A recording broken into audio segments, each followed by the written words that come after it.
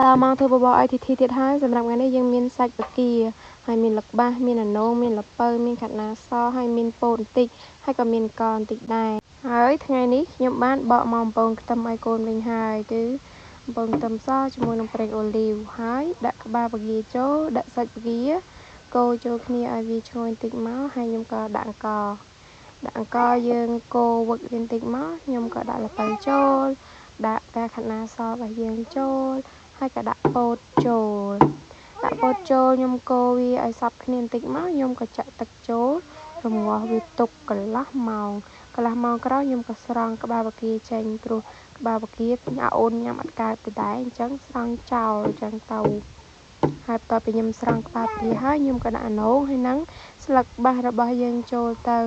ហើយអណូងនឹងស្លឹកបាសយើងដាក់ចូលទៅ3នាទីគឺឆ្អិនហើយបន្ទាប់ពីឆ្អិនខ្ញុំដួសបបរដាក់កែវហើយសល់បន្តិចនោះទុកឲ្យអូនញ៉ាំល្ងាចគឺបបរហ្នឹងធ្វើពីល្ងាចមិញណាម៉ាក់